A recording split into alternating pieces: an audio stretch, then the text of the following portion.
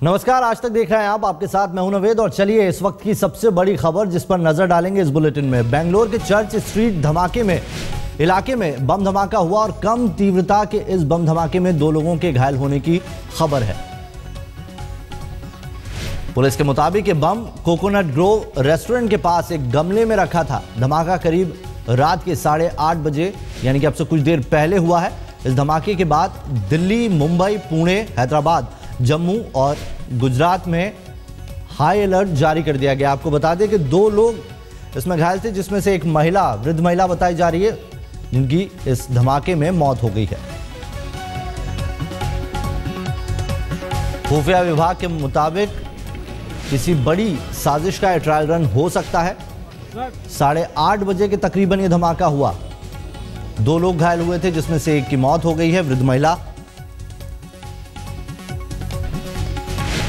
Coconut Grove restaurant था जिसके पास में यह धमाका हुआ है।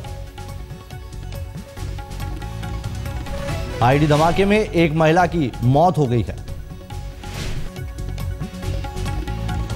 तो बेंगलोर में अब से कुछ देर पहले चर्च स्ट्रीट इलाके में बम धमाका हुआ, जिसमें एक की मौत, एक घायल। कम तीव्रता वाला यह ब्लास्ट बताया जा रहा है। गमले में आईडी रखा था, ऐसी जानकारी सूत्रों के हवाले से मिल रही है।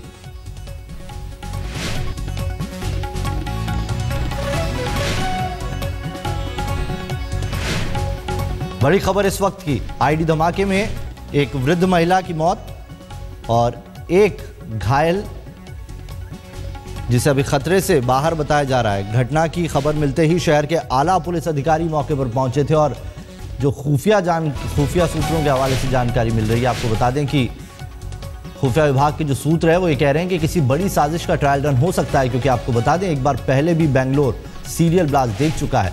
तो कोई कोताही बरतने की यहां पर पुलिस मूड में नहीं है। चर्च स्ट्रीट इलाके में हुआ धमाका। पुलिस कमिश्नर ने इस घटना की पुष्टि की, आईडी का भी हवाला दिया। आईडी से धमाका होने की बात कही है और गमले में रखे होने की बात सामने आ रही है।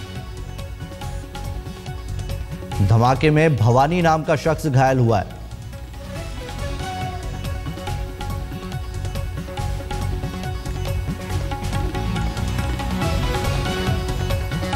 और चलिए आपको मैप के जरिए दिखाते हैं कि कहां पर है ये चर्च स्ट्रीट बेंगलोर में। तो बेंगलोर का चर्च स्ट्रीट इलाका है, इसका कोकोनट ग्रोव रेस्टोरेंट, जिसके नजदीक एमजी रोड के नजदीक ये रेस्टोरेंट है और यहां पर ये धमाका हुआ है। कम तीव्रता इसकी बताई जा रही है। इस घटना में अभी तक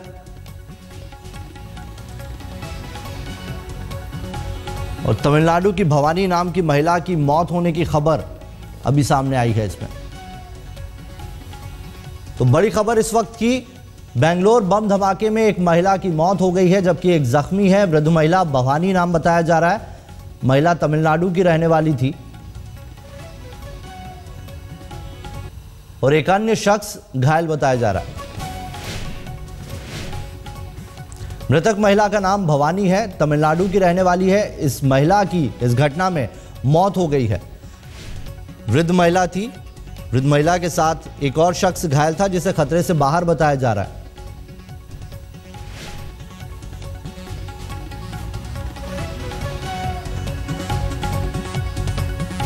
और चलिए हमारे संवाददाता ने कुछ देर पहले इस इलाके का जायजा लिया था, आपको वो दिखाते हैं। बैंगलोर के मल्या हॉस्टल के बाहर हम खड़े हैं, जहां पे जो लो इंटेंसिटी आईईडी ब्लास्ट हुई थी चर्च स्ट्रीट में, वहां के 2 विक्टिम्स को यहां लेके आए हैं। आप देख सकते हैं कि उनके रिश्तेदार यहां पे पहुंच गए हैं। सबसे अहम बात ही भवानी, जो एक औरत थी जिसको सबसे ज़्यादा जख्म हुई है, उसकी वो सर पे वो जख्मी हुई है और उसके पूरे मुंह पे वो जख्मी हुई है, ऑपरेशन थिएटर में है। हमें जो इन्फॉर्मेशन अभी मिल रही है, ये कहा जा रहा है कि भवानी बेंगलोर आई थी अपने रिश्तेदारों से मिलने के लिए और उस वक्त जब वो चर्च स्ट्रीट में थी ये हादसा हुआ था। दूसरा जो विक्टिम है, इसके लिए उसकी कंडीशन अभी तक स्टेबल है और हमें ये कहा जा रहा है कि भवानी की जो सिचुएशन है बहुत ही सीरियस है और आगे की हम इंफॉर्मेशन पुलिस और मेडिकल जो अपडेट आती है मंगले हॉस्पिटल से, उसके लिए हम वेट कर रहे हैं। कैमरामैन मधु के साथ रोहिणी स्वामी, बेंगलोर आज तक। तो अब से कुछ देर पहले हमारी संवाददाता ने ये उस जगह का जायजा लिया था। कार्तिक वहां पर उनके रिश्तेदार भी मौजूद थे, भवानी ऑपरेशन थिएटर में थी, लेकिन अब उनकी मौत हो गई है। उनके चेहरे पर गहरे जख्म हुए थे। और चलिए इस खबर पर बात करने के लिए प्रतिभा रमन हमारे साथ जुड़ गए, सीधा उन्हीं का रुख करेंगे। प्रतिभा, अभी क्या जानकारी मिल रही है, सबसे पहले अपडेट दीजिए। अभी भवानी की जो पोस्टमार्टम रिपोर्ट वो सब उसकी जांच होगी, और जो शार्पनर्स थे जो आईईडी डिवाइस से निकली थी उसका भी जांच होगी, और ये पता चलेगा कि किस तरह की कॉन्स्टिट्यूएंट्स उस आईईडी डिवाइस में थी। और अभी उनकी फैमिली जो है वो तमिलनाडु से आएंगे और उनकी बॉडी लेके जाएंगे। अब बहुत दुखी खबर है उनकी फैमिली के लिए, क्योंकि वो खुशी से यहाँ आई थी बैंगलोर अपने रिश्तेदारों से मिलने के लिए। और ये जो सीजन जो है और ये जो एरिया जो है जहाँ पे ये ब्लास्ट हुई थी वो एक सेंट्रल लोकेशन है और शॉपिंग की एरिया जो है, और वो यहाँ पे मौज मस्ती करने के लिए आई थी। लेकिन इस तरह खबर सुन के उनकी फैमिली को बहुत जख्म पहुंची है। और वो लड़की जो है वो भवानी वो तमिलनाडु से आते ही यहाँ पे अपनी इवनिंग आउट के लिए आई थी। अभी ये इन्वेस्टिगेशन के द्वारा मालूम पड़ेगा कि वो यहाँ पे इस होटल में खाने के लिए आई थी या सिर्फ एक पार्सल पर थी। इस सब की जानकारी जांच होगी और ये पता चलेगा कि किस तरह ये हादसा हुई। प्रतिभा बने रहिए हमारे साथ। और चलिए अब बात करते हैं, हमारे साथ दीपक शर्मा इस वक्त जुड़ गए हैं, सीधा उन्हीं का रुख करेंगे। दीपक, ये बताइए कि खुफिया एजेंसियां ये कह रही कि ये किसी बड़े धमाके का, बड़ी हमले का ट्रायल रन हो सकता है, कैसे देख रही है खुफिया एजेंसियां ऐसे?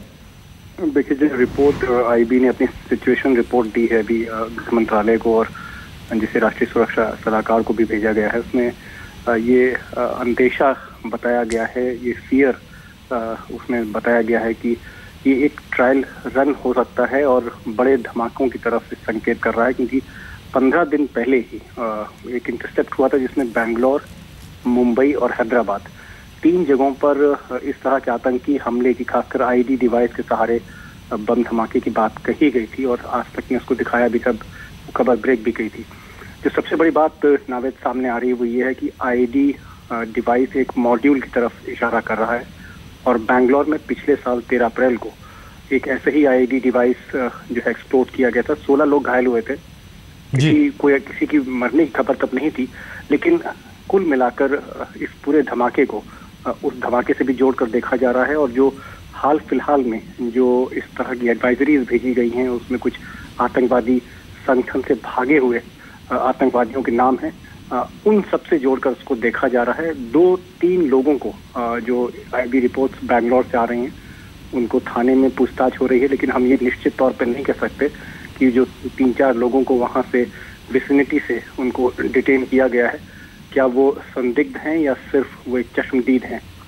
एक चीज़ और बताई गई है, वहाँ की जो रिपोर्ट्स आ रही हैं कि सीसीटीवी फुटेज है, उस फुटेज को भी पुलिस ने कब्जे में लिया है और एनआईए की टीम वहाँ पर रश कर दी गई है।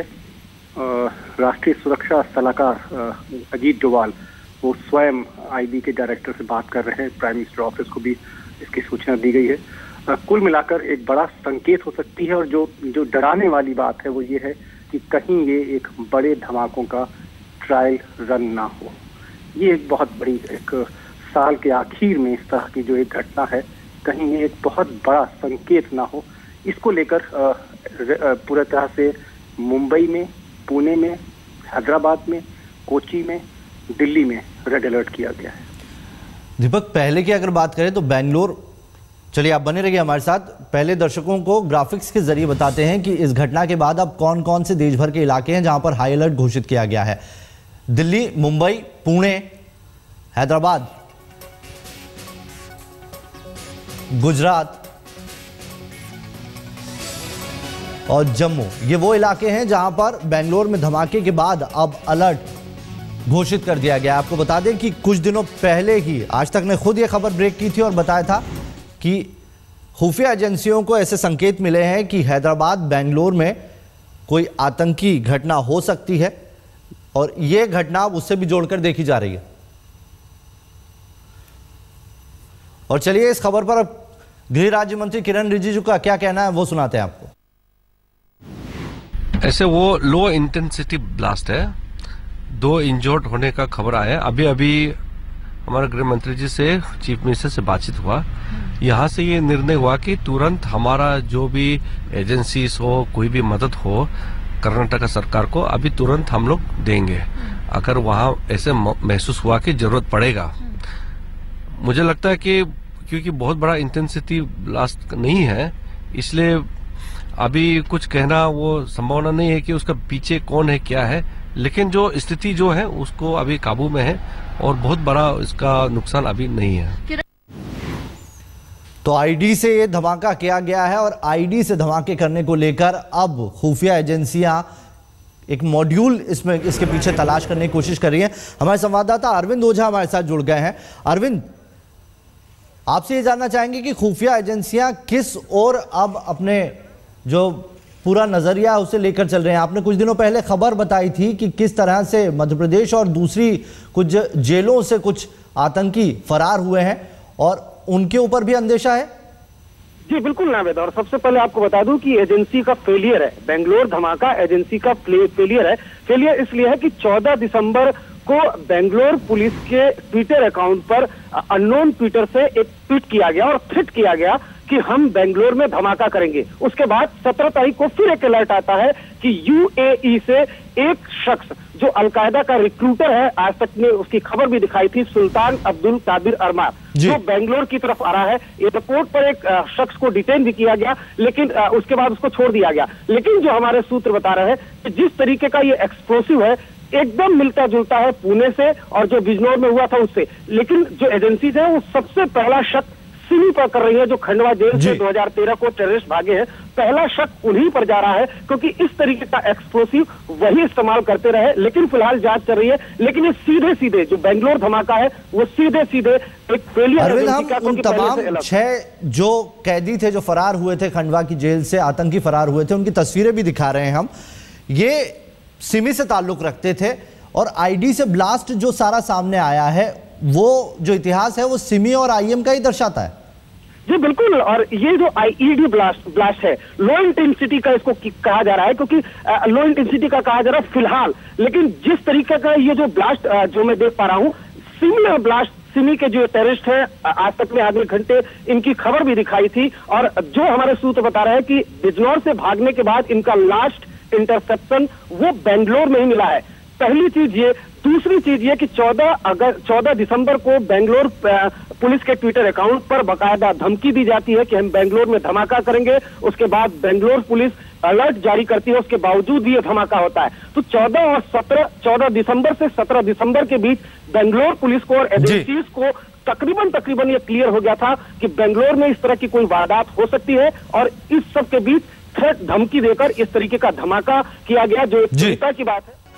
तो बड़ी खबर पर लगातार बने हुए हैं हम। आपको बता दें कि बेंगलोर के चर्च स्ट्रीट इलाके में एक बम धमाका हुआ है। कम तीव्रता के इस बम धमाके में एक महिला की मौत हो गई है और एक अन्य घायल बताया जा रहा है। पुलिस के मुताबिक ये बम कोकोनट ग्रो रेस्टोरेंट के पास एक गमले में रखा था। आपको बता दें कि महिला भवानी नाम बताया जा रहा है इस महिला को और ये तमिलनाडु की रहने वाली है। यहाँ पर घूमने के लिए आई हुई थी। चेहरे पर गंभीर चोटें आई और उसके बाद ऑपरेट किया गया, लेकिन उसे बचाया नहीं जा सका है। एक अन्य की हालत अभी खतरे से बाहर बताई जा रही है। इस धमाके के बाद पूरे देश में अलर्ट घोषित कर दिया गया है। दिल्ली, मुंबई, पुणे, हैदराबाद, जम्मू और गुजरात में हाई अलर्ट जारी कर दिया गया है। खुफिया विभाग के सूत्रों के मुताबिक किसी बड़ी साजिश का ट्रायल रन हो सकता है। चलिए आपको बताते हैं ग्राफिक्स के जरिए कि कौन कौन से देश में इलाके हैं जहां पर अलर्ट है इस वक्त। दिल्ली, मुंबई, पुणे,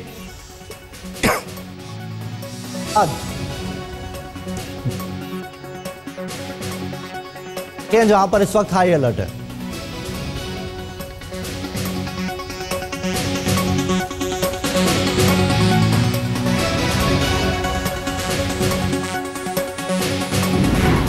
ऐसे वो लो इंटेंसिटी ब्लास्ट है।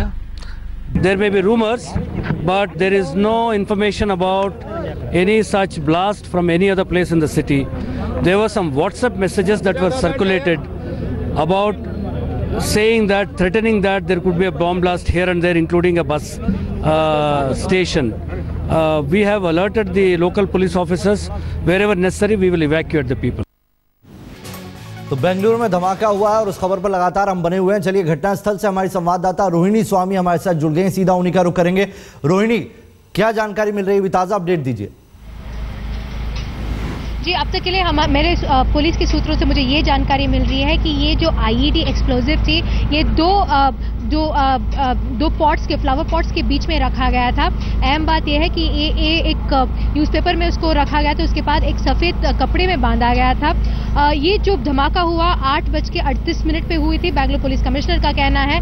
सबसे अहम बात मेरे सूत्रों से मुझे ये पता चल रहा है कि ये जो आईईडी जो एक्सप्लोजिव मिला है उनके हाथ में, ये कोई ऐसा कोई और नहीं बनाया पर इन्होंने प्रोफेशनल ने बनाया है करके मुझे इन्फॉर्मेशन मिल रही है। इसके साथ साथ ये कहा जा रहा है कि ये जो समय रखा गया है उसमें एक टाइमर डिवाइस थी, जिस समय के लिए वो रखा गया था ये धमाके के लिए, वो उस टाइम था जहाँ पे चर्च स्ट्रीट में जहाँ मैं खड़ी हूँ सबसे ज्यादा लोग रहते हैं। चर्च स्ट्रीट बेंगलोर में अगर समझा सकूँ अपने दर्शकों को, वो एक ऐसी जगह है जहाँ पे रात के वक्त बहुत सारे लोग बाहर खाना खाने आते हैं, बहुत सारे रेस्टोरेंट्स हैं इस जगह पे, और 8 और 9 के बीच में बहुत सारे लोग खाना खाने आते हैं। इसमें इस वक्त मैं जब आपको बता सकती हूँ कि भवानी जो थी वो इस धमाके के कारण जी रोहिणी, बहुत बहुत शुक्रिया तमाम जानकारी के लिए।